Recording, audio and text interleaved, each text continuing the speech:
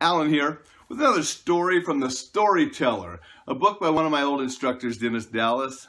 Today's story, The Crab and the Crane.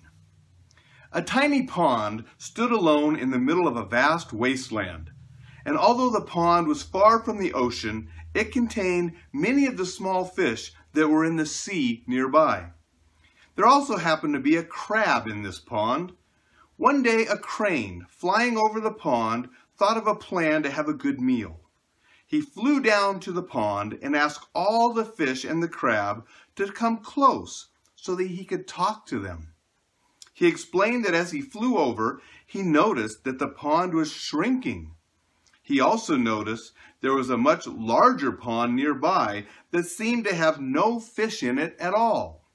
He felt certain that if he was to help them get to the larger pond, they would all be saved from what would eventually be a lack of water. So the fish agreed, and one by one they allowed the crane to pick them up in his mouth and fly off to the other pond. The crab, however, was a little reluctant, and when it became his turn, he said, "My shell is so slippery, I'm afraid that I'll fall. So if you don't mind, I would like to hang on to your neck." The crane, thinking it would be okay, allowed the pincher of the crab to hold on to his neck.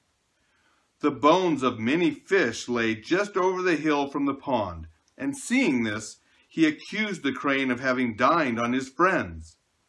The crane, laughing, said, "And I will dine on you as well."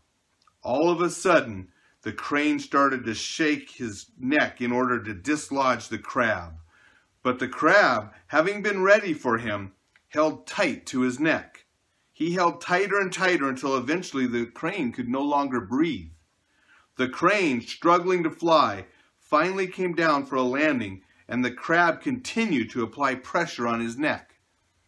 When the crane was no longer conscious, the crab crawled back to its pond, explaining to all his friends what had happened and where their comrades had gone.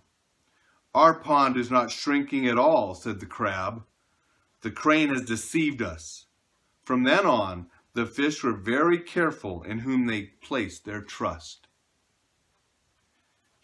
This story isn't saying don't trust anyone, don't not trust all strangers, but it is saying we have to be careful where we place our trust. And maybe strangers, we'd have to be a little bit more careful until they've earned the trust.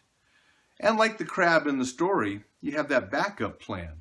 He had his pincher on that crane's neck, which eventually saved his life and saved the others.